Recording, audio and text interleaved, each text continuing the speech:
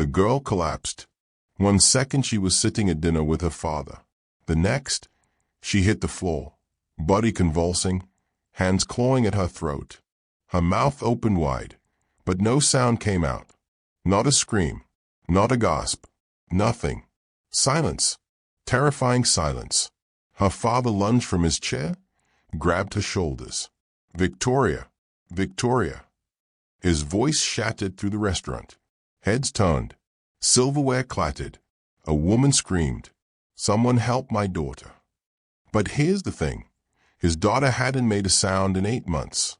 21 doctors examined her. 21 specialists tried everything.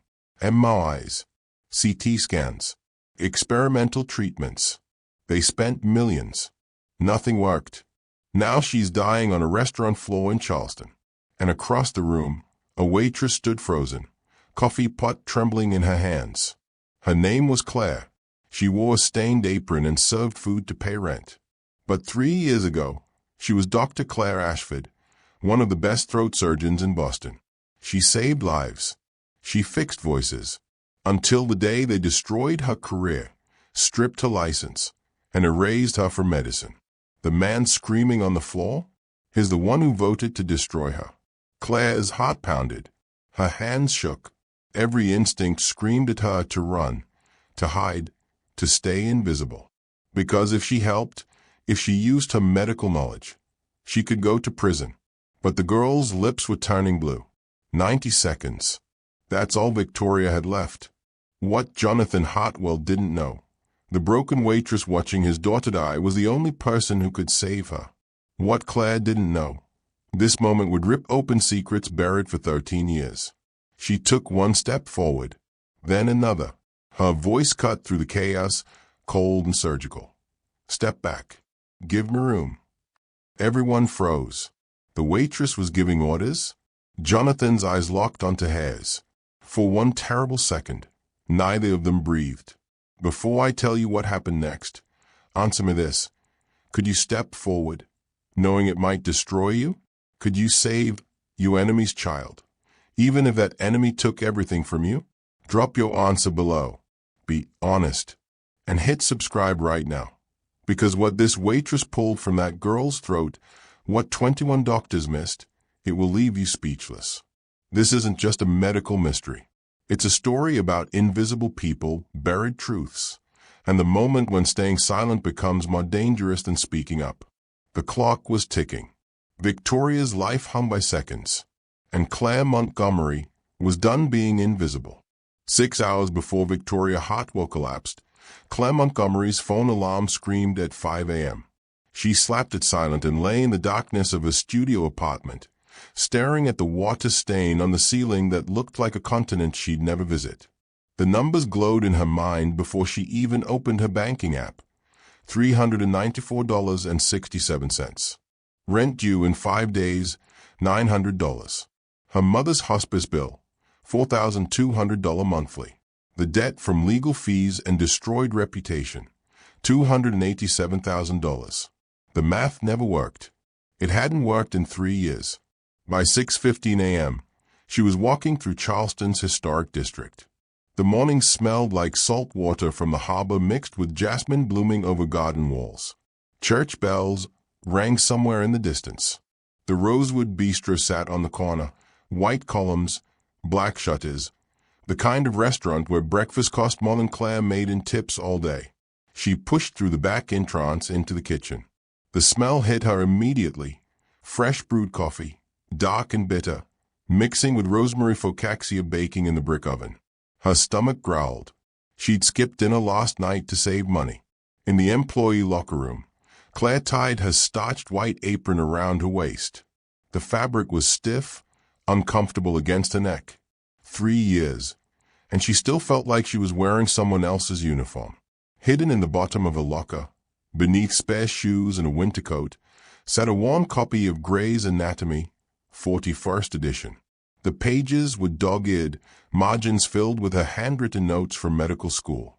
Tucked inside the front cover was a photograph, Dr. Claire Ashford in surgical scrubs, holding a plaque that read Excellence in ENT Surgery, Boston General Hospital.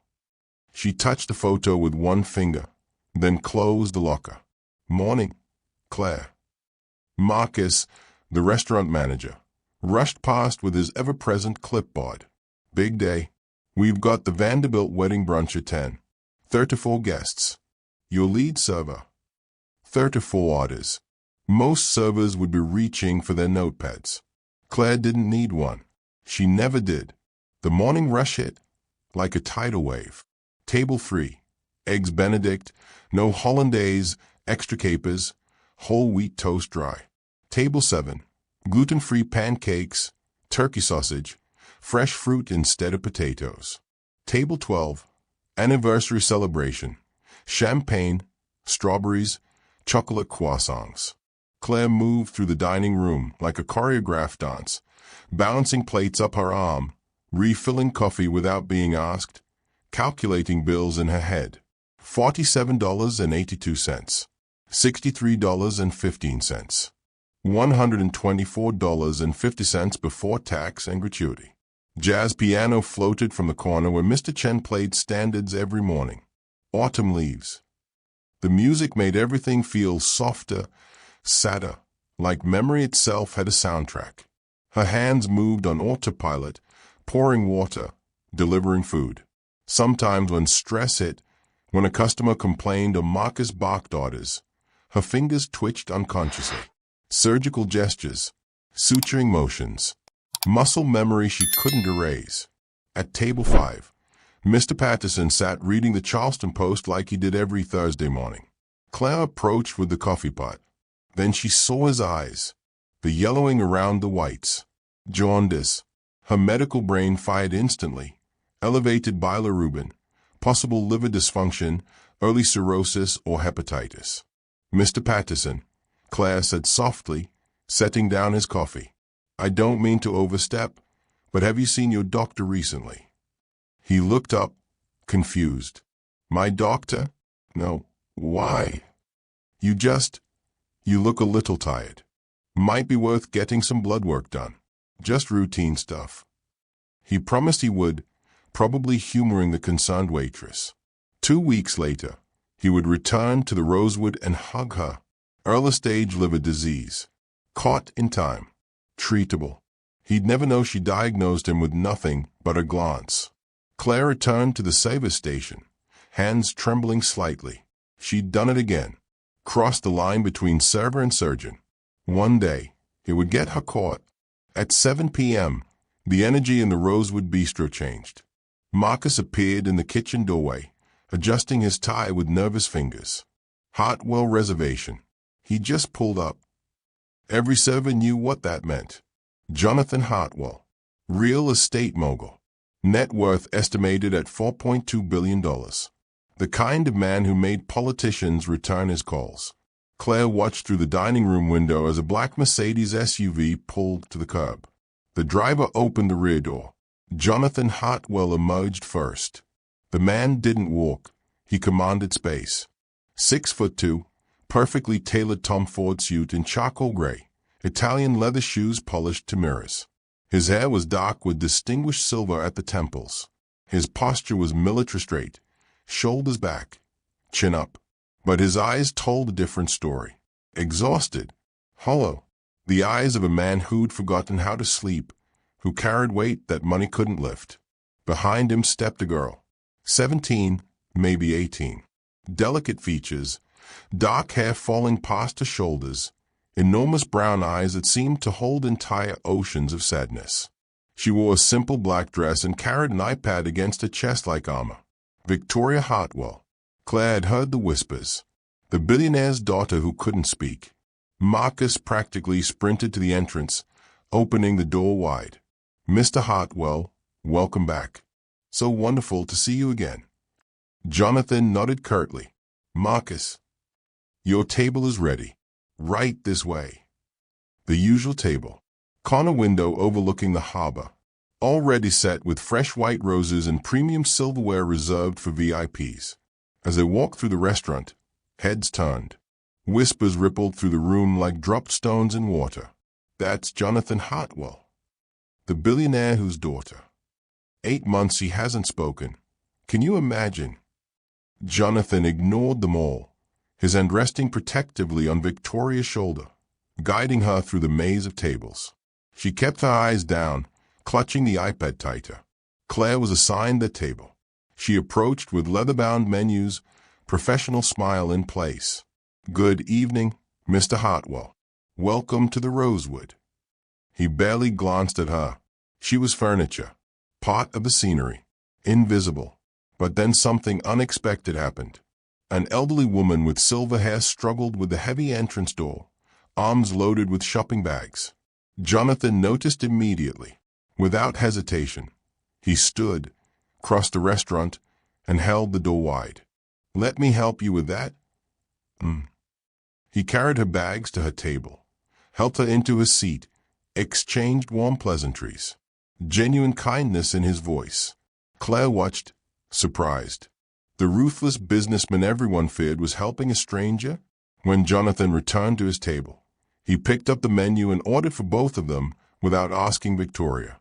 "She'll have the grilled salmon, no butter, steamed vegetables on the side. I'll take the ribeye, medium rare, loaded baked potato." Victoria typed something on her iPad, turned it to face him. He read it and the ghost of a smile touched his lips. "Yes, sweetheart, you can have chocolate cake for dessert." Their relationship was practiced, gentle, a father navigating carefully around his daughter's silence, reading her expressions, anticipating needs. Victoria typed again, showed him the screen. Jonathan's smile faded. "I know you miss her. I miss her too." The girl's eyes filled with tears she didn't let fall. Marcus hovered nearby, refilling water glasses before they were empty, terrified of disappointing the man who tipped 40% but demanded absolute perfection. Claire poured their wine, a $300 bottle of Bordeaux, and wondered what tragedy had stolen this girl's voice. She'd find out sooner than she expected. Dinner was smooth until it wasn't. Claire was at the service station entering dessert orders when she heard the sound. Not loud, but wrong. A wine glass hitting the floor. Not dropped, thrown. The crystal shattered against marble, crimson liquid spreading like spilled blood. She turned. Victoria Hartwell was on her feet, chair knocked backward, both hands clawing at her throat. Her mouth opened wide, gasping, desperate, drowning on dry land, but no sound emerged. Not a scream, not a wheeze. Silent terror. Jonathan lunged from his seat, grabbed her shoulders. "Victoria, Victoria, what's wrong?" The girl's face twisted in panic. Her nails dug into her own neck, leaving red marks. Her eyes bulged, wild and pleading. "Someone call 911. Jonathan's voice cracked across the restaurant like thunder. "My daughter can't breathe." The dining room erupted into chaos. Chairs scraped. Silverware clattered. A woman screamed. A man shouted, "Is there a doctor? Someone get a doctor." Claire's body moved before her brain could stop it. She crossed the dining room in 5 seconds flat, pushing through gathering spectators. But then she froze. Something was wrong. Not choking wrong. Something else. Victoria's hand placement. Not at the front of her throat where food would lodge, but at the sides, fingers pressing against the sternocleidomastoid muscles. The convulsions weren't the violent thrashing of airway obstruction. They were rhythmic, controlled, coming from somewhere deeper than the throat. The duration between gasps, exactly 4.2 seconds. Precise. Too precise. Claire's medical mind screamed recognition. She'd seen this once before. Year 3 of residency. A patient named Michael Chen, age 42. Psychogenic aphonia triggered by witnessing his wife's death, complicated by foreign body sensation in the throat. The body protecting itself by shutting down the voice. This wasn't choking. This was trauma manifesting physically. But stepping forward meant exposing herself. Using forbidden knowledge. Breaking the law she'd been forbidden to practice. Claire's hands trembled violently. Her heart hammered against her ribs so hard she thought it might break through. If I help, they'll ask questions. How did a waitress know advanced medical procedures? They'll investigate. Discover who I am. Criminal charges for practicing without a license. Prison. My mother transferred to county hospice. Everything I've rebuilt destroyed. But if I don't... Victoria's lips turned from pink to pale, then faintly blue around the edges. Cyanosis. Oxygen deprivation. Brain damage begins in 60 seconds. Jonathan's voice shattered through Claire's paralysis. Is anyone here, doctor? Please. Someone do something. She's dying. The words hit Claire like a bullet to the chest. Someone do something. She'd been someone once. Dr. Claire Ashford, the surgeon who saved voices, who pulled people back from silence, who dedicated her entire life to healing, until they ripped it all away. But this 17-year-old girl didn't care about medical licenses or board hearings or injustices from 3 years ago. This girl was dying. Right now. Right in front of her. Something inside Claire snapped into alignment like a dislocated joint popping back into place. Her hands stopped trembling. Her breathing steadied. Muscle memory flooded her nervous system. 10,000 hours of surgical training compressed into pure instinct. She moved. Step back. Claire's voice cut through the screaming chaos like a scalpel. Everyone step back now. Give me room. The crowd parted instantly. Authority in her tone they couldn't question. Jonathan's head whipped toward her, eyes wild with desperation and confusion. What are you? You're the waitress. Sir. Claire's voice was ice. Steel. Command. I need you to step back. Right now. He stared at her like he was seeing her for the first time. The nobody who'd been pouring his wine 15 minutes ago was giving him orders. Claire dropped to her knees beside Victoria, hands already moving to assessment positions. 2 fingers pressed against the girl's carotid artery. Pulse rapid, 142 beats per minute. But steady. Good. Airway not completely blocked. Victoria, look at me. Claire's voice shifted, became calm, controlled. The voice she'd used in 1,000 emergency rooms. Focus on my eyes. Can you do that for me? Victoria's terrified gaze locked onto hers. Your daughter isn't choking on food, Claire said. Her words precise and clinical, directed at Jonathan but never breaking eye contact with Victoria. This is a vocal cord spasm combined with possible obstruction. Her airway isn't fully blocked, but her body thinks it is. I need to assess her now. Do I have your permission? Jonathan froze, mouth opening and closing. Then he nodded frantically. Yes. God. Yes. Whatever you need. Claire's hands moved with practiced surgical precision. In that moment, Dr. Claire Montgomery stopped being invisible. And Jonathan Hartwell had no idea he was staring at the woman whose career he'd destroyed with a single vote 3 years ago. Claire's training took complete control. Victoria, breathe with me, she said. Voice steady as surgical steel. In through your nose for 4 counts. Hold for 1. Out through your mouth for 6. Focus only on my breathing. Watch my chest. Match the rhythm. She demonstrated, slow and deliberate. Victoria's panicked eyes followed the movement of Claire's chest. Gradually, agonizingly slowly, her own breathing began to synchronize with the pattern. That's perfect. Keep going. You're doing great.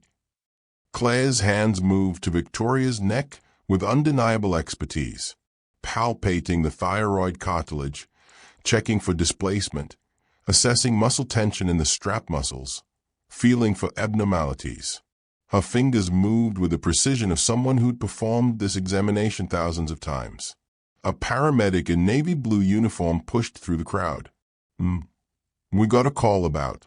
He stopped mid-sentence, watching Claire work. His eyes narrowed. Are you a medical professional? I have some training, Claire said without looking up, hands still examining Victoria's throat. Patient presents with psychogenic laryngospasm, likely triggered by foreign body sensation. Airway is patent but compromised by muscular spasm. She needs hospital evaluation for possible lodged fragment and psychiatric component. The paramedic blinked hard. I'm sorry. What? Claire looked up, suddenly realizing what she'd just said. The technical terminology had poured out automatically. Psychogenic laryngospasm, foreign body sensation, patent airway, her throat, she simplified quickly, heart racing. Something might be stuck, or her body thinks something is. She needs a hospital with imaging equipment. A second paramedic arrived with emergency equipment. Claire briefed them with rapid-fire precision she couldn't suppress. Oxygen saturation recovering to 94%. Heart rate elevated, but stabilizing at 118 BPM.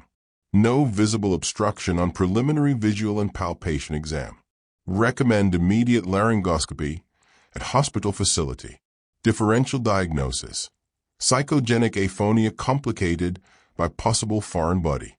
ICD-10 code R49.1 with suspected T17.208A. Both paramedics stared at her with identical expressions of confusion. The first one finally spoke, "Yo, a waitress." Claire's stomach dropped like an elevator with cut cables. She'd gone too far, said too much, exposed herself. "I took EMT courses," she stammered. "Years ago. Basic emergency response." They didn't look convinced, but Victoria was their priority. They moved in with oxygen equipment and monitoring devices. Jonathan grabbed Claire's arm, his grip desperate and trembling. "How did you know what to do? That wasn't basic first aid. That was, who are you?" Claire pulled away, standing on shaking legs. Her hands were trembling again, the adrenaline crash hitting like a freight train. "I suggested some interventions. Your daughter needs professional hospital care. They'll take good care of her there." That wasn't suggestions. His eyes bored into hers, searching, desperate for answers. That was a full medical assessment. "You moved like a—" "Mr. Hartwell," a paramedic interrupted. "We're ready for transport. You can ride with us to Charleston Medical." Jonathan hesitated, still staring at Claire like she was a puzzle he couldn't solve.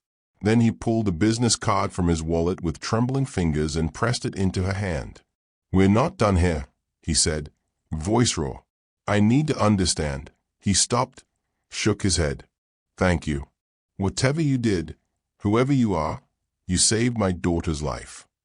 He rushed after the paramedics as they wheeled Victoria toward the exit. Claire stood in the middle of the restaurant, surrounded by gawking diners, the business card crumpled in a trembling fist. Marcus approached, his face pale and drawn. "Claire," he said quietly, "Mr. Hartwell asked for your full contact information. He wants to speak with you. He said you might be able to help Victoria when the other doctors couldn't."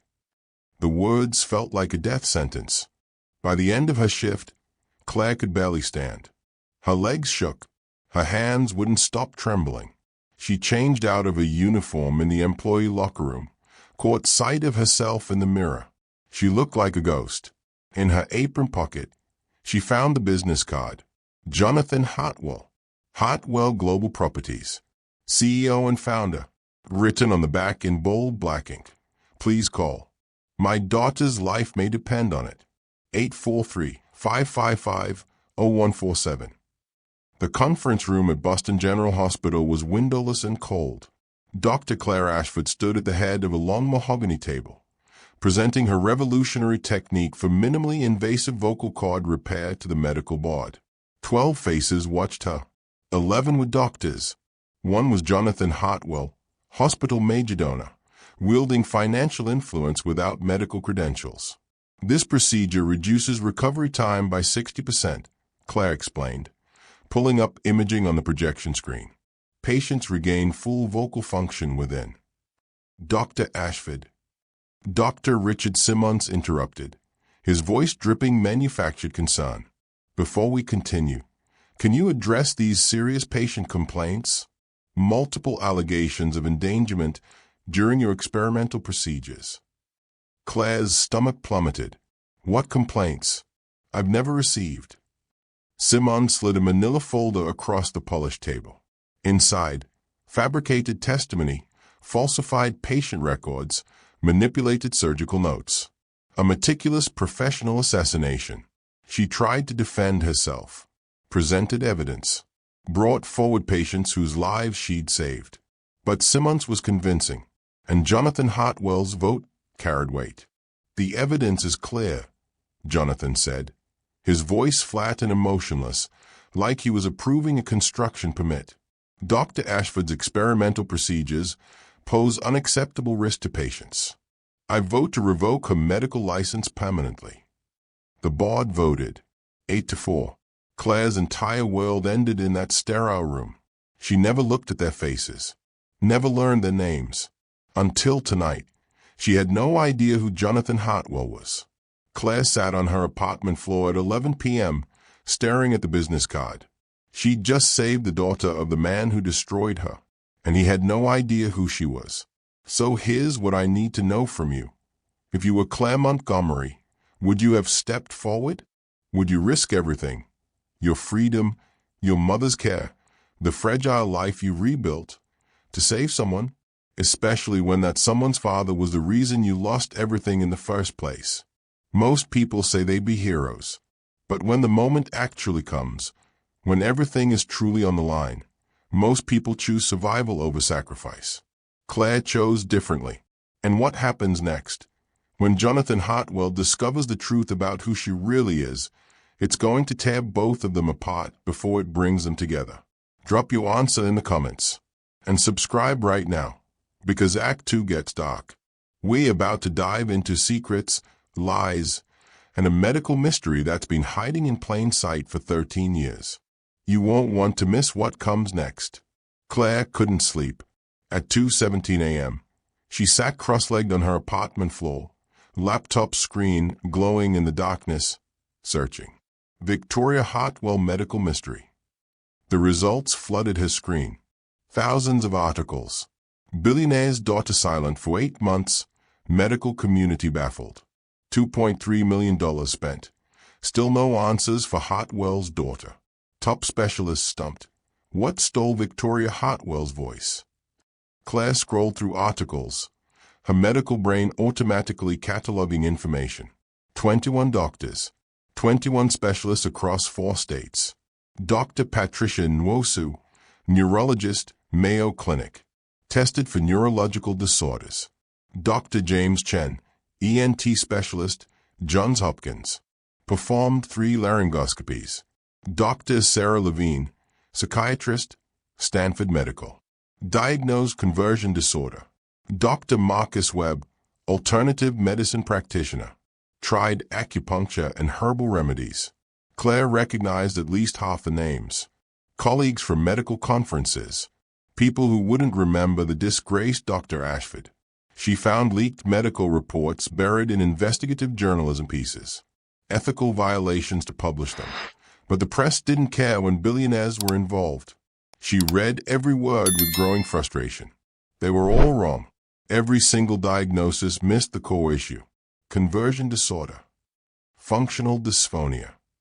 Psychosomatic manifestation. Idiopathic vocal cord paralysis. Big medical words that basically meant we don't know what's wrong. But Claire saw the pattern they all missed. The timeline. Victoria's mother, Jonathan's wife, Rebecca Hartwell, died in a car accident 8 months ago. Victoria stopped speaking the day after the funeral. Grief. Psychological trauma.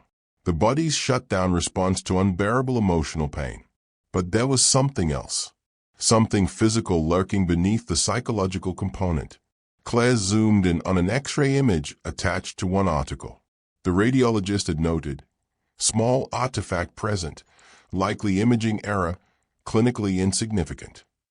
But Claire's trained eye saw something different. That wasn't an artifact. That was a foreign body.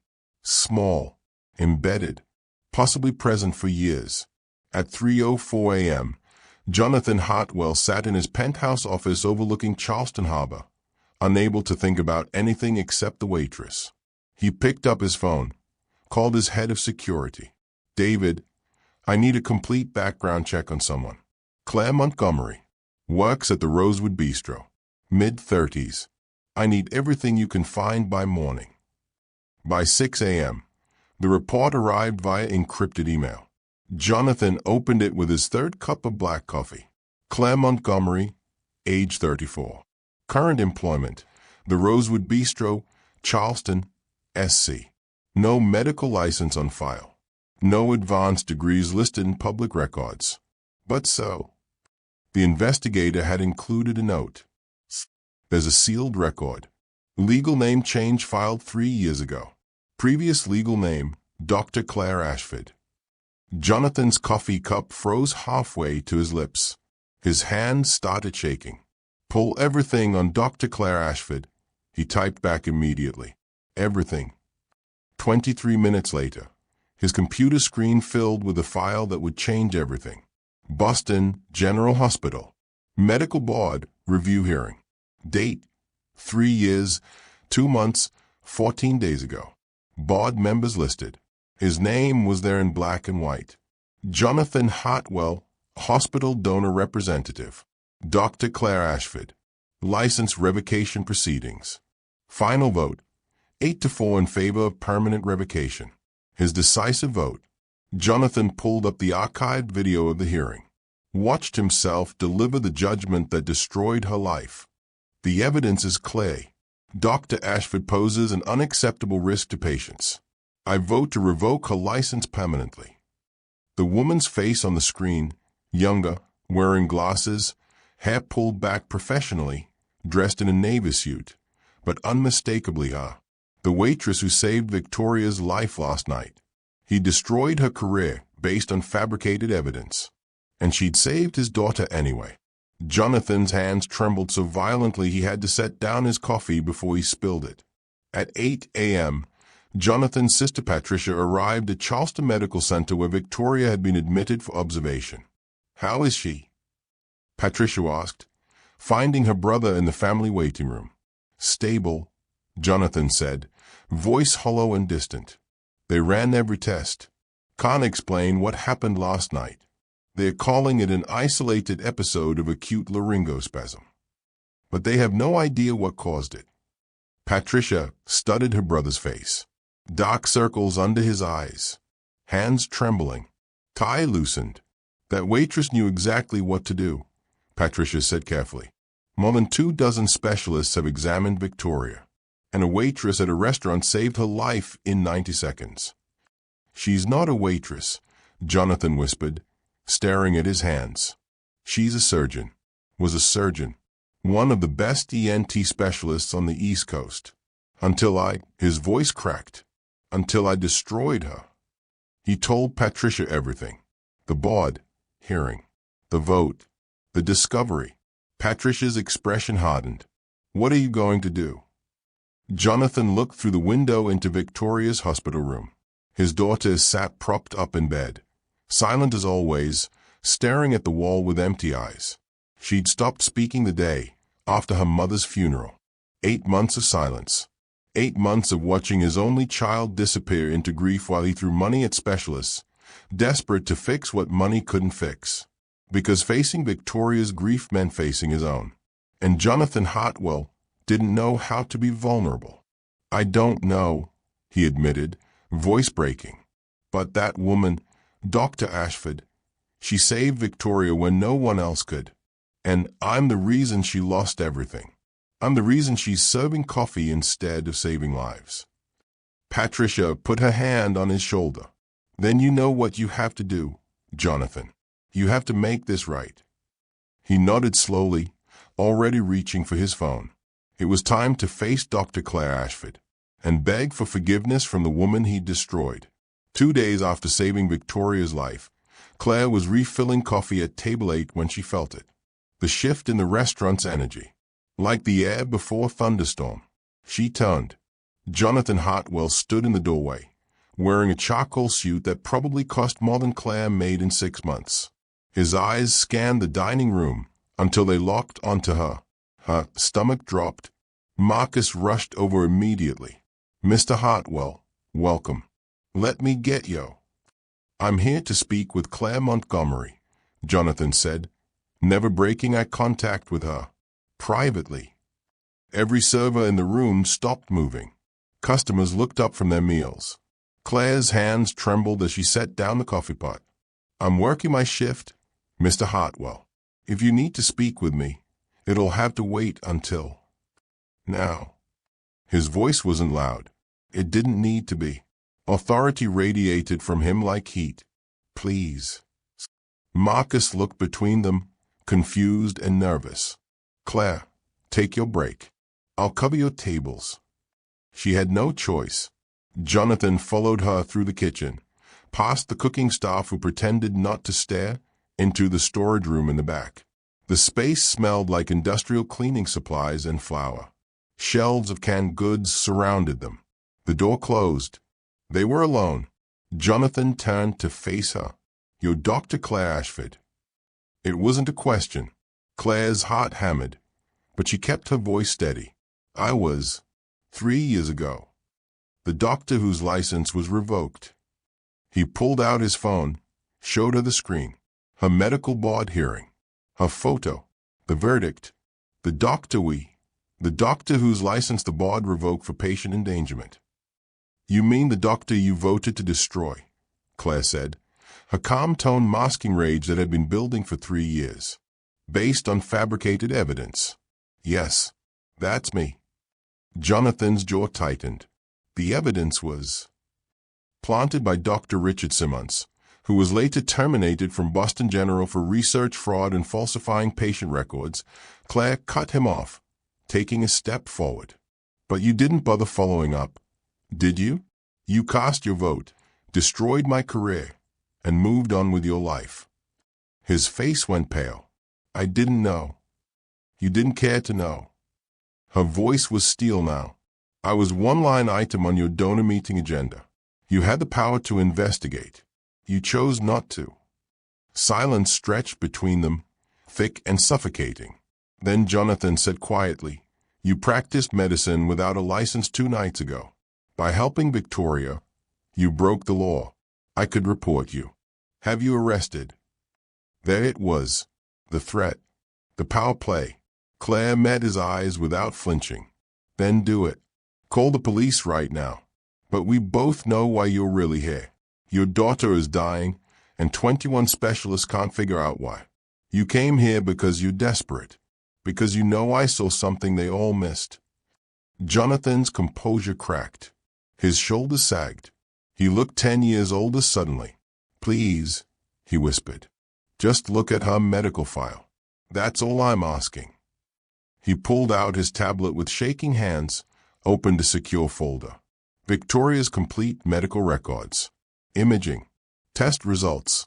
Specialist reports. Hundreds of pages documenting 8 months of failure. This is a HIPAA violation, Claire said.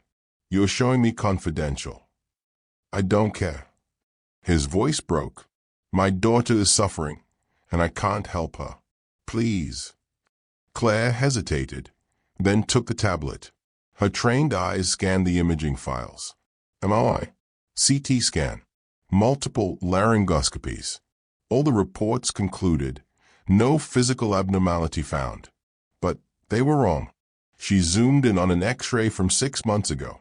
There, barely visible against the soft tissue of the throat, was a small, dense shadow. The radiologist's note read, Artifact, clinically insignificant. They're looking at this completely wrong, Claire said, her medical brain taking over. Her voice loss isn't purely psychological, and it's not purely physical. It's both. And this, she pointed to the shadow, they dismissed as artifact. It's not. It's a foreign body. Small, maybe 2 millimeters. Likely embedded during childhood trauma. Jonathan's eyes widened. The car accident. When Rebecca died. Victoria was 7. She was in the back seat when the impact happened. They examined her at the scene. Said she was cleared. Small fragments can migrate over years, Claire explained. They get embedded in soft tissue, and the body builds protective scar tissue around them. Most of the time they're harmless, but combined with psychological trauma, like losing her mother, her body is protecting itself the only way it knows how. By shutting down, Jonathan whispered. Outside the storage room door, Marcus stood frozen, listening to every word. He'd become a witness to something extraordinary. Jonathan looked at Claire with desperate hope. Come to the hospital. Consult on her case. I'll pay whatever you want. Name your price. I can't, Claire said. I don't have a license. I'd be arrested the moment I walked into that hospital. What I can do is tell you what to look for, who to bring in, guide you from the outside. What if I gave you legal protection? Jonathan said quickly, immunity. My lawyers could. Why would you do that? Claire's voice was suspicious. Why would you risk your reputation to help the doctor you destroyed? Jonathan met her eyes, and for the first time, she saw genuine emotion there. Guilt, shame, grief. Because I already destroyed you once, he said, voice raw with devastation. I was lazy, arrogant. I trusted evidence without investigating because board meetings bored me. I had power without responsibility, and I ruined your life with a careless vote. He paused, swallowed hard. I won't let my mistake kill my daughter. I won't compound one sin with another. Claire stared at him, seeing him clearly for the first time. Not a villain, just a broken man who'd made a terrible choice and was drowning in the consequences. Give me 24 hours, she finally said. I'll put together what you need. Jonathan nodded, relief flooding his face. As he turned to leave, Claire called out, Mr. Hartwell, this doesn't make us even. It doesn't undo what you did. I know, he said quietly, but maybe it's a start. For 48 hours, Claire worked in secret. She compiled detailed medical protocols, research papers on psychogenic aphonia, case studies of foreign body trauma, step-by-step surgical approaches. She sent everything to Jonathan encrypted, with instructions on which specialist to contact. But the specialist wouldn't listen. Mr. Hartwell, Dr. Chen from Johns Hopkins said on a conference call Claire listened to, with all respect, these suggestions appear to come from someone without current medical expertise. The fragment you mention is microscopic, likely scar tissue. Pursuing surgical intervention based on a waitress's opinion would be medically irresponsible. Their egos couldn't accept guidance from an ex-doctor. They dismissed every recommendation Claire made, and Victoria's condition got worse. Jonathan called Claire at 11 p.m., 3 days after their storage room conversation. The fragment is shifting. It's causing physical damage now. They are saying, his voice cracked. They are saying if we don't act in 72 hours, the damage could be permanent. But they still won't listen. Claire paced her tiny apartment, mind racing. Get them to. Her doorbell rang. A certified letter. Official medical board letterhead. Her hands shook as she opened it. South Carolina Medical Board. Cease and desist notice. It has come to our attention that Claire Montgomery, formerly Dr. Claire Ashford, may be engaging in the practice of medicine without proper licensing. You are hereby ordered to cease all medical consultations immediately. Failure to comply will result in criminal prosecution, including possible imprisonment. Signed, Dr. Richard Simmons, board consultant. The letter slipped from her fingers. Simmons. He'd recognized her medical recommendations in Victoria's chart notes. He knew her diagnostic style, and he'd reported her. The enforcer had found her again. The next morning, Claire's phone rang. The hospice facility. Ms. Montgomery, your mother's account is past due. We've tried to work with you, but we're 60 days behind now. Unless payment is received by Friday, we'll need to transfer her to County Memorial. County Memorial, the underfunded public facility where patients lay in hallways and nurses were too overworked to provide basic dignity care. Please, Claire begged. Just one more week. I'm waiting on. I'm sorry. Friday. That's the deadline. The call ended. Claire sat on her apartment floor, surrounded by Victoria's medical files, the cease and desist letter, and the hospice bill she couldn't pay. 3 years of survival. 3 years of rebuilding. Collapsing in 72 hours. Maybe Richard was right, she whispered to the empty room. Maybe I am dangerous. Maybe I should just disappear. The weight of it crushed her chest. She couldn't breathe, couldn't think.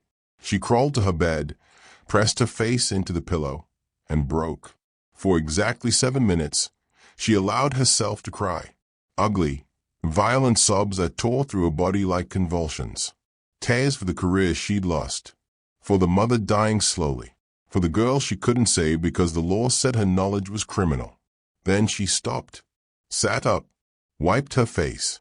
On her nightstand sat a small object, her mother's DNA bracelet, the one from the hospital where her mother had worked for 37 years. Claire picked it up, ran her thumb over the worn plastic. Her mother's voice echoed in memory. "You have healing hands, Claire Bear. Don't you ever forget that." She grabbed her phone, called a number she'd found buried in hospital archives. Deborah Watson, a nurse who'd worked with her mother at Charleston Medical Center. "Deborah, this is Claire Montgomery, Sarah's daughter. I need to ask you about an accident from 13 years ago." 20 minutes later, Claire stared at her computer screen in shock. Deborah had sent the original emergency report. The car accident that killed Rebecca Hartwell. The responders on scene.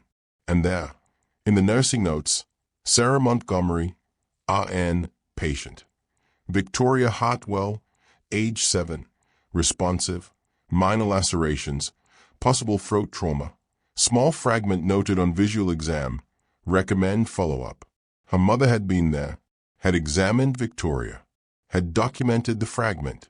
The note had been lost in the chaos of Rebecca's death and the family's overwhelming grief. "My mother saved her once," Claire whispered. And suddenly, the pattern became clear. Her mother's career, saving lives. Claire following her into medicine. The destroyed career that brought her back to Charleston.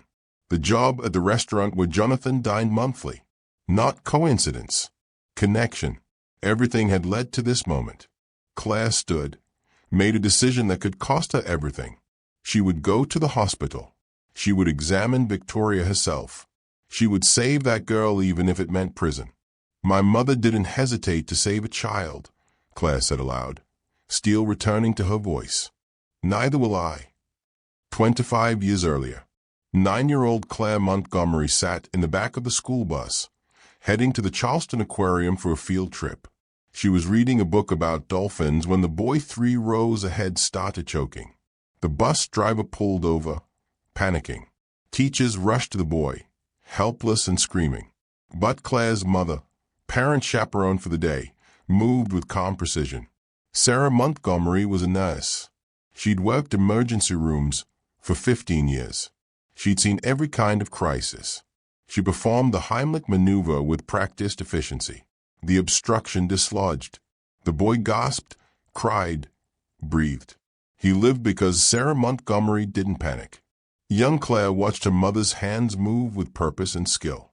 Watched how everyone's fear disappeared when her mother took control. "How did you know what to do?" Claire asked later. Her mother smiled. Training, practice, and refusing to freeze when someone needs help. "I want to do that," Claire said. "I want to save people like you do." Sarah Montgomery took her daughter's small hands in hers. "You have healing hands, Claire. I've always known it. If this is what you want, I'll help you get there." That night, Claire announced she wanted to be a doctor. She never wavered from that path. Not through high school, not through undergraduate pre-med, not through medical school and grueling residency. Medicine wasn't just her career. It was her identity. 18 years ago, Sarah Montgomery was working the emergency room at Charleston Medical when the call came in. Multi-vehicle accident. Multiple casualties. One critical. The ambulances arrived. Rebecca Hartwell, DOA. Fatal impact injuries. Victoria Hartwell, age 7, conscious, terrified, covered in her mother's blood. Sarah examined the girl with gentle hands. Found lacerations, bruising, signs of shock. And when she looked in the girl's throat, checking airway, checking for trauma, she saw something. A small fragment, barely visible. Glass, maybe, or metal. She documented it. Possible small fragment noted. Recommend follow-up ENT examination. But Rebecca Hartwell's death consumed everything. The grief, the funeral, the billionaire family in crisis. The follow-up never happened. The note was buried in archived records. And Sarah Montgomery carried that unfinished case in the back of her mind for 13 years, wondering if that little girl was okay. Present day. When Claire told her mother about saving Victoria Hartwell, Sarah had wept. "I remember her," she'd whispered from her hospice bed. "I never knew if she was all right. You finished what I started, Claire Bear. You saved her twice, once through me and once through you." Claire understood now. This was always meant to be her case, her calling, her redemption. Claire spent the next day recruiting allies. First, Marcus. She found him after her shift, told him everything. The destroyed career, the fabricated evidence, Victoria's case. "I heard you and Hartwell in the storage room," Marcus admitted. "Every word. Claire, you saved that girl's life. If you need someone to testify to that, I'm there." The witness secured. Next, Patricia Hartwell. Jonathan's sister called Claire directly. "My brother told me what he did to you. What the board did. It's unconscionable. Why are you calling me?" Claire asked carefully. "Because I've watched Jonathan throw money at Victoria's problem for 8 months, refusing to face the real issue, grief. You didn't just diagnose her medically. You saw what everyone missed emotionally. My niece needs you. I can't legally help her." "Then we change the law," Patricia said firmly. "I'm on your side, Dr. Ashford. Whatever you need." The conscience secured. Claire compiled a detailed evidence folder, times the original accident report with her mother's notes, times the overlooked fragment notation, times medical research on trauma-induced aphonia, times her surgical credentials and success record, times testimonies from 17 former patients, times documentation of Simmons' research fraud. She contacted a civil rights attorney who specialized in wrongful license revocations. "I need legal protection to save a life," Claire explained, "and I need my case reopened." The lawyer reviewed her evidence for 3 hours. Finally, she looked up. "Dr. Ashford, you have grounds for full reinstatement. But the process takes months. The girl you want to help doesn't have months. Then what do I do? You save her life, document everything, and you let me deal with the consequences after." But Dr. Simmons wasn't finished destroying her. Through the hospital gossip network, nurses who talked, doctors who shared information, Simmons learned Claire was planning to enter the hospital. He acted fast. Within 24 hours, the South Carolina Medical Board issued an emergency restraining order. Claire Montgomery, formerly Claire Ashford, is hereby legally barred from entering Vanderbilt Memorial Hospital or engaging in any medical consultation. Violation will result in immediate arrest. Jonathan discovered it when hospital security called him. "Sir, we've been notified that Claire Montgomery has a restraining order. If she attempts to enter the facility, we're obligated to detain her." Jonathan's face went white. He called Patricia immediately. "Simmons," Patricia said when he told her, "is sabotaging Victoria's care out of spite. Jonathan, you have to stop him." Jonathan made a decision. He pulled Simmons from Victoria's consulting team, threatened legal action for obstruction and harassment. "You're making a mistake," Simmons said smoothly. "Dr. Ashford is dangerous. I'm protecting your daughter from." "You're protecting your ego." Jonathan cut him off. "You're fired from all my company contracts, effective immediately. And if you interfere with my daughter's care again, I'll bury you in litigation." But the damage was done. The restraining order stood. Claire couldn't enter the hospital. And then Victoria's condition deteriorated rapidly. At 4 a.m., Jonathan received the call. "Mr. Hartwell, your daughter is in respiratory distress. The fragment has shifted. We need to take her to emergency surgery immediately." The surgeon on call was Dr. Brennan, competent, skilled, board certified. But he didn't understand the psychological component. He'd removed the fragment successfully, fix the physical obstruction. But Victoria still wouldn't speak, because her silence wasn't just medical. It was emotional armor. Surgery was scheduled for 6 a.m. At 11 p.m., Jonathan called Claire, his voice breaking. She's terrified. She won't stop crying. Silently, of course. She types the same thing over and over. I don't want to forget her voice. If I talk again, I'll forget what Mom sounded like. Claire's heart broke. Jonathan, I'm sending a car. You need to talk to her before surgery. Not as her doctor, as someone who understands loss. Please. I'll be arrested the moment I step into that hospital. My legal team will provide cover. You're visiting as a family friend. That's not illegal. Claire looked at the restraining order on her coffee table, then at her mother's bracelet. Send the car, she said. Here's where this story takes a turn you won't see coming. 3 revelations are about to happen in that hospital room. 3 truths that will change everything you think you know about Claire, about Victoria, and about the accident that started it all. But first, I need to know, do you think Jonathan Hartwell is genuinely sorry, or is he just desperate?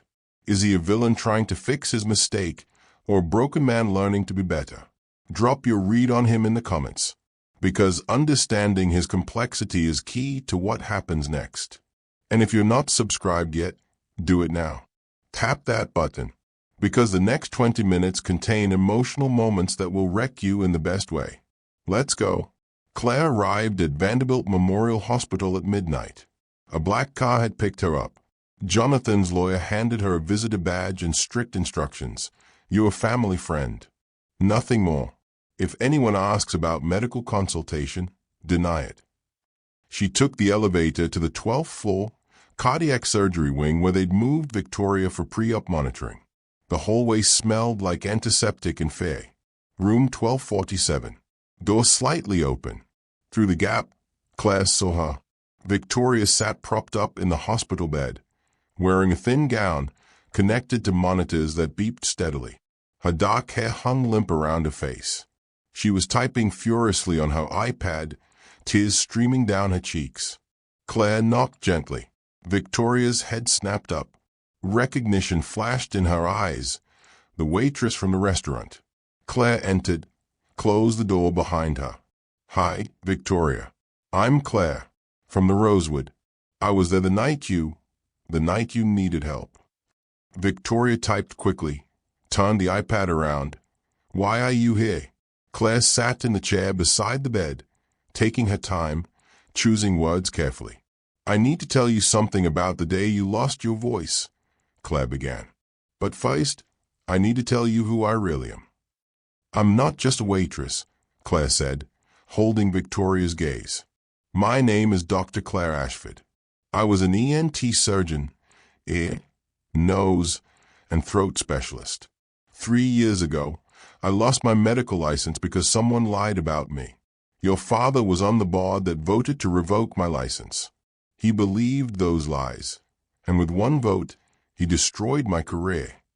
Victoria's eyes went wide. She typed frantically. Then why are you helping me?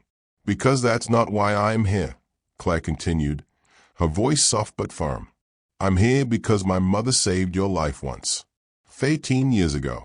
She was the nurse at your accident scene, the accident that took your mother. Her name was Sarah Montgomery, and I think she's the reason you're still alive today. Victoria's hands froze over the iPad. Tears spilled faster now. Claire pulled out a folder from her bag. Inside, photocopies of the emergency report from 13 years ago. This is her handwriting, Claire said, showing Victoria the nursing notes.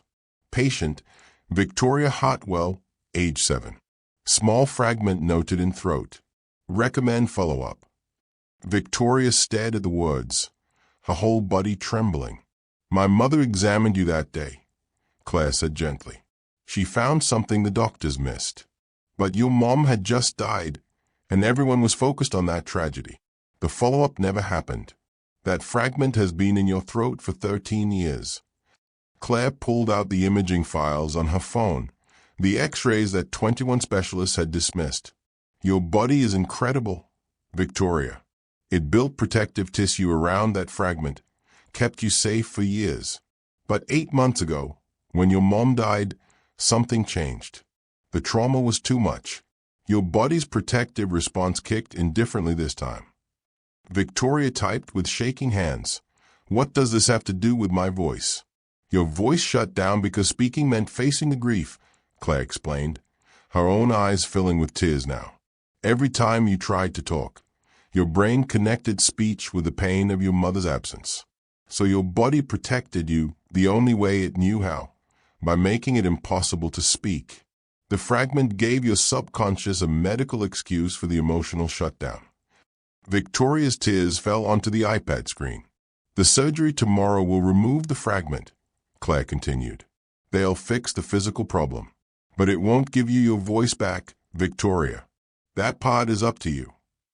Victoria's hands hovered over the keyboard, then typed slowly. I don't understand.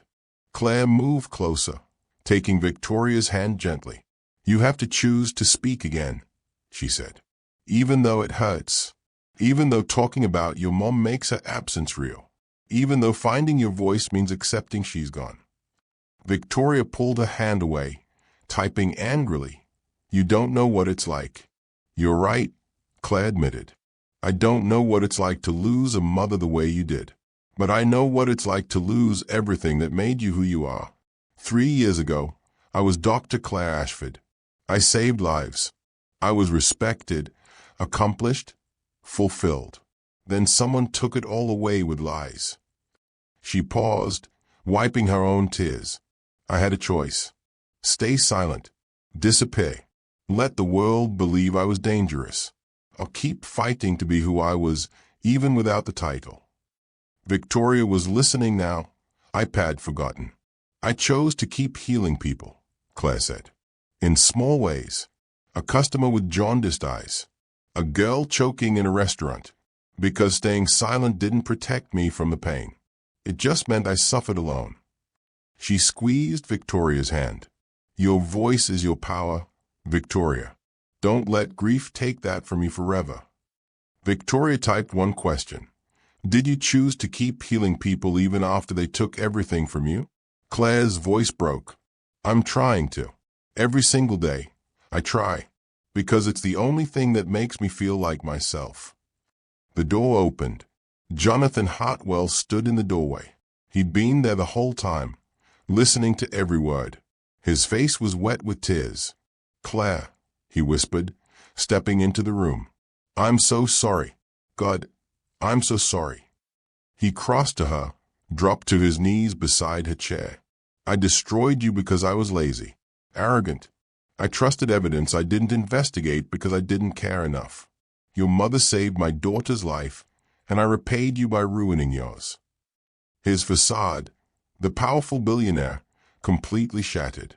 I can't undo it, he continued, voice breaking. I can't give you back those 3 years. But I swear to you, I will spend the rest of my life making this right.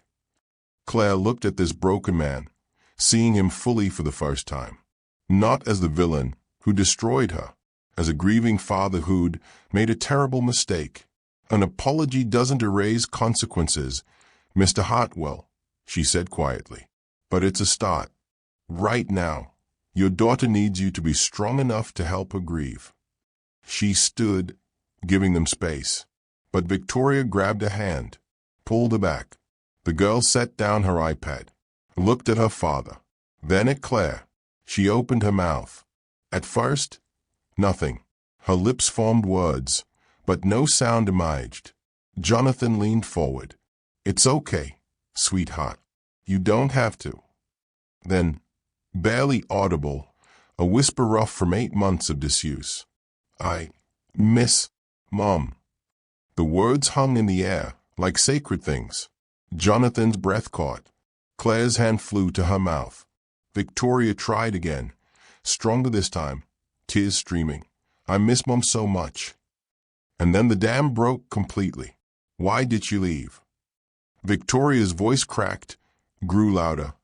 8 months of silence pouring out in ragged sobs. Why did she have to die? It's not fair. I needed her. I still need her. Jonathan pulled his daughter into his arms, both of them crying now. I know, baby. I know it's not fair. I miss her too, every single day. For the first time in 8 months, father and daughter grieved together. Out loud, with words. Patricia appeared in the doorway, tears streaming down her face. She looked at Claire and mouthed silently, "Thank you." Claire slipped out of the room quietly, leaving the Hartwell family to their healing. In the hallway, she leaned against the wall and wept. Not from sadness, from the profound beauty of watching someone find their voice again. Surgery was scheduled for 6 a.m. Claire wasn't allowed in the operating room. The restraining orders still stood, but she'd prepared detailed surgical notes for Dr. Brennan. The procedure took 93 minutes. Dr. Brennan emerged from the OR at 7:33 a.m., pulling off his surgical mask. Jonathan, Patricia, and Claire all stood immediately. "The fragment is out," Dr. Brennan said. A piece of metal, approximately 2.4 millimeters, embedded in the soft tissue of her pharyngeal wall. Remarkable that it went undetected for so long. The tissue had completely encapsulated it. "Can she speak?" Jonathan asked desperately. Dr. Brennan hesitated. "Physically, there's no obstruction now. Her vocal cords are intact, airway is clear. But when she woke up, she still couldn't produce sound. There's no medical reason for continued aphonia." He looked frustrated, confused. This is exactly the kind of reckless diagnosis Dr. Ashford was known for. The voice came from behind them. Dr. Richard Simmons stood in the hallway, arms crossed, a smug expression on his face. "She wasted everyone's time with this foreign body theory. The girl's voice loss is psychiatric, pure and simple. Ashford is a fraud, just like she was 3 years ago." Claire felt every muscle in her body tense. 3 years of rage rose up her throat. But Jonathan moved first. He turned slowly to face Simmons, his expression cold as winter. "Dr. Simmons," Jonathan said, his voice dangerously quiet. "You're fired from all my company's medical consulting contracts, effective immediately." Simmons' smug expression faltered. "Excuse me. And I'm personally funding a full investigation into the original board hearing that revoked Dr. Ashford's license." Jonathan pulled out his phone, projected a document onto the wall screen. Hospital boardroom, lawyers present, press gathered in the hallway outside. The evidence filled the screen. Simmons' research fraud case from Boston General. Falsified patient records. Testimonies from colleagues about his pattern of sabotaging competitors. The fabricated evidence from Claire's hearing. "The evidence was planted," Jonathan said, his voice carrying down the hallway. "Dr. Ashford was innocent, and I have 17 of her former patients willing to testify that she saved their lives." The medical board members present, 3 of them observing Victoria's case, went pale.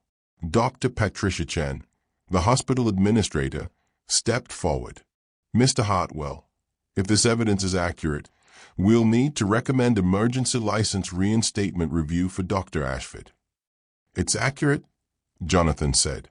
"My legal team verified every document." Simmons' face went from smug to panicked. You can't. I was acting in the hospital's best interest." "You were protecting your fragile ego." Jonathan cut him off. "You destroyed a brilliant surgeon because she was better than you. And you've spent 3 years making sure she couldn't come back." Other doctors in the hallway were watching now. Nurses whispered. Someone was recording on their phone. Simmons' reputation crumbled in real time. Dr. Brennan spoke up. "Simmons tried to have me dismiss the foreign body theory entirely. Said it was a waste of surgical resources. But he was wrong. The fragment was real." Another physician added, "He blocked my recommendation to consider psychological trauma as a medical factor in Victoria's case." The testimony kept coming. A cascade of Simmons' interference, sabotage, ego-driven obstruction. Hospital security appeared. Dr. Simmons, the head of security, said, "We need you to come with us. There's an investigation pending into witness tampering and medical fraud. Simmons was escorted out, his face white, his career ending with every step. Legal justice, delivered. Jonathan turned to Claire, pulled an envelope from his jacket. "This is full restitution," he said, handing it to her. "Every cent you paid in legal fees. Every cent of income you lost. Plus funding for your mother's care at Magnolia Gardens, the best hospice facility in the state, for as long as she needs it." Claire opened the envelope. A check. The amount made her knees weak. $427,000. "It doesn't fix what I did," Jonathan said quietly, "but it's a start." Claire looked at the check, then at him. "I'll take it," she said. "Not because it makes us even. Not because money repairs what you broke, but because my mother deserves that care. She saved your daughter's life once. This is the least you owe her." Jonathan nodded, accepting the boundary. Patricia touched Claire's arm. "The board hearing for your reinstatement is scheduled in 2 weeks. With this evidence, you'll get your license back." But the victory felt hollow, because in room 1247, Victoria Hartwell sat in her hospital bed, fragment removed, throat healed. Still silent, the physical problem was solved, but the emotional wound remained open. Claire understood something the other doctors didn't. The final step wasn't medical. It was human. Claire found Victoria in a hospital room 3 hours after surgery. Patricia sat beside the bed, holding her niece's hand. Victoria stared at the wall, eyes empty. "She won't type anything," Patricia said softly. "Won't communicate at all." The surgery scared her. Claire approached slowly, sat on the edge of the hospital bed. "Victoria, can you look at me?" The girl's eyes shifted, met Claire's. "The fragment is gone," Claire said gently. "Your throat is completely healed. Dr. Brennan did a perfect job. There's nothing physically stopping you from speaking now." Victoria's eyes filled with tears. "The only person stopping you from speaking is you," Claire continued. "And I understand why. Because if you start talking again, you'll have to talk about your mom. You'll have to say the words 'she's gone.' And that makes it real in a way silence doesn't." Victoria's tears spilled over. Patricia leaned forward. "Your mother loved hearing you talk, sweetheart, about everything. School, your friends, your dreams for the future. She used to record your voicemails just so she could listen to your voice when you were at sleepovers." Victoria's shoulders shook with silent sobs. "She kept them all," Patricia said, pulling out her phone. "I have them. Dozens of messages. 'Hi, Mom. Just wanted to say I love you. Mom, can you pick me up early?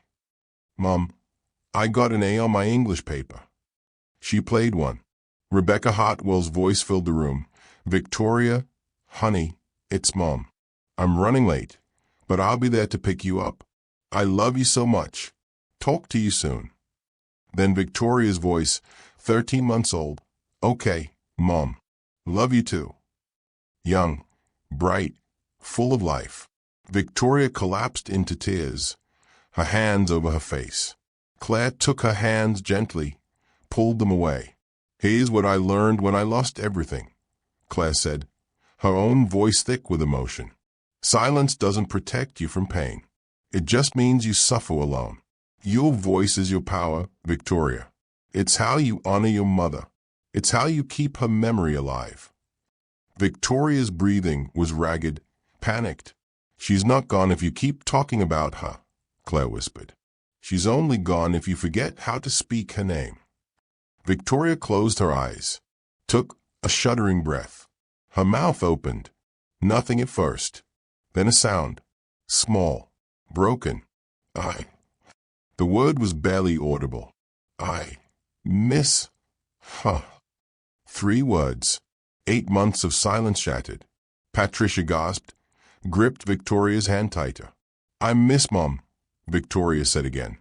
Voice stronger now, rough from disuse but real. "I miss her so much." The words came faster, louder, 8 months of grief pouring out. I miss her laugh. I miss her hugs. I miss the way she sang in the car. I miss everything about her. The door opened. Jonathan stood there, frozen, hearing his daughter's voice for the first time in 240 days. He rushed to her bedside, pulled her into his arms. I know, sweetheart. I know. I miss her too, every single day. For minutes, they just held each other and cried, speaking their grief aloud, saying Rebecca's name, remembering together. Finally, Victoria pulled back, looked at Claire through tear-swollen eyes. Thank you, she said, her voice clear and strong. Thank you for seeing me when no one else could. Thank you for knowing my voice was lost, not gone. Claire smiled through her own tears. You found it yourself, Victoria. I just showed you where to look. Jonathan looked at Claire with profound gratitude. I've been throwing money at doctors for 8 months, trying to fix her. But she wasn't broken. She was grieving, and I was too afraid to face it with her. He turned to his daughter. I'm sorry I tried to make the grief go away instead of helping you through it. Victoria hugged him tighter. I love you, Dad. I love you too, sweetheart. So much. Patricia whispered to Claire.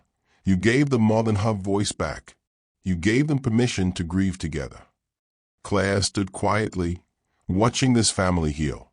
This was why she became a doctor. Not for the surgery or the prestige. For this moment, when broken things became whole again. Victoria Hartwell spoke again. After 8 months, 21 doctors, and $2.3 million spent on specialists, a waitress did what no one else could. But this story isn't over yet.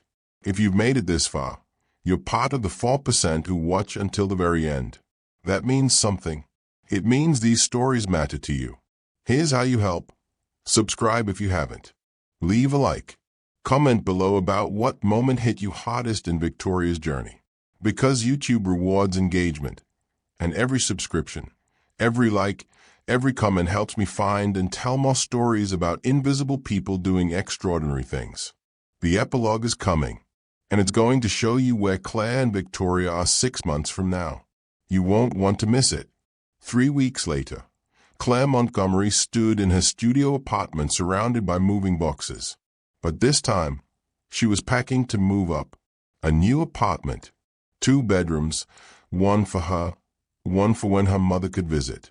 Paid for by Jonathan's restitution check. Her mother had been transferred to Magnolia Gardens 2 weeks ago. The best hospice facility in South Carolina.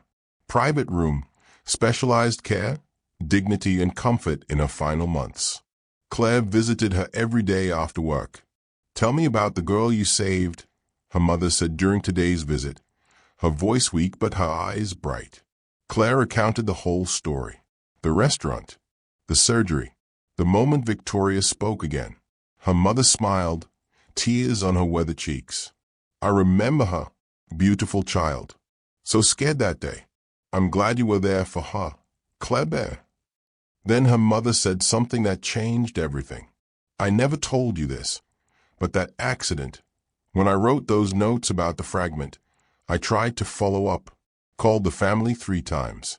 But they were in crisis. The mother had just died. I understood, but it haunted me for years, wondering if that little girl was okay. She squeezed Claire's hand with fading strength. You finished what I started. You saved her twice, once through me and once through you. That's not coincidence, sweetheart. That's connection. Claire sat in stunned silence. Her entire journey, medical school inspired by her mother, the destroyed career that brought her back to Charleston, the job at the Rosewood where Jonathan dined monthly. Every piece had led to this moment. Everything happens for a reason, her mother whispered. Even the painful things. 2 weeks from now, Claire would appear before the South Carolina Medical Board for her reinstatement hearing.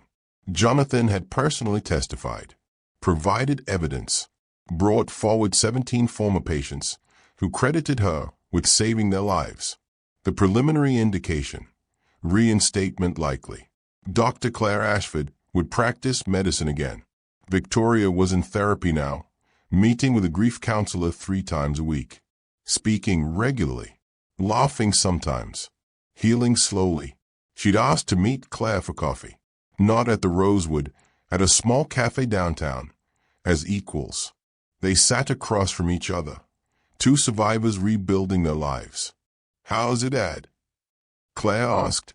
"Better," Victoria said. "We talk about Mom now. It still hurts, but we do it together." "That's good. That's healing." "What about you? Are you nervous about the hearing?" Claire nodded, terrified. "But I'm ready." Dr. Richard Simmons was under investigation by both the medical board and federal authorities. His license was suspended pending review. His career effectively over. Karma delivered with precision. Claire still felt her pulse race when men in expensive suits entered rooms. But now she didn't look away. She met their eyes and remembered. She was Dr. Claire Ashford. And a title couldn't be taken if the calling remained. A new purpose was emerging. Claire was planning a pro bono clinic for people without medical access, using her experience of being overlooked to save the overlooked. Invisible people helping invisible people. The circle complete. Claire Montgomery's journey from surgeon to waitress back to surgeon took 3 years. But here's what I didn't tell you at the beginning. This is story number 47 in my Hidden Genius series. Stories of invisible people with extraordinary skills. Janitors who speak 6 languages. Security guards with PhDs, delivery drivers who were once surgeons. I find these people. I tell their stories. Because society trains us to judge competence by appearance, by job titles, by surface-level markers. And I'm building a community that refuses that lie. If you've watched this far, you're part of that community. Here's how you help it grow. Subscribe. YouTube only shows my videos to engaged subscribers now. If you're not subscribed, you might miss the next story. Leave a like. It tells the algorithm this content matters. Comment below. What hidden skill do you have that would shock people who only see your job title? I read every single comment. Your story might be next. 6 months later, Victoria Hartwell stood on a TED Talk stage in New York. Her voice, strong and clear, filled the auditorium. Finding your voice after trauma isn't about speaking again. It's about choosing to be heard. In the 3rd row sat Dr. Claire Ashford, wearing navy blue hospital scrubs, her name embroidered on the pocket. Medical license restored. Life rebuilt. Beside her, Jonathan Hartwell recorded every second of his daughter's speech, tears streaming down his face. After the talk, Victoria handed Claire a small wrapped box. Inside, a hospital ID badge. Dr. Claire Ashford, consulting surgeon, Vanderbilt Memorial Hospital, and a handwritten note. You showed me that being silenced and being silent are 2 different things. Thank you for teaching me to speak again. V. Claire smiled. The invisible, finally visible. The lost voice, restored. 2 lives saved by one waitress who refused to forget she was a healer.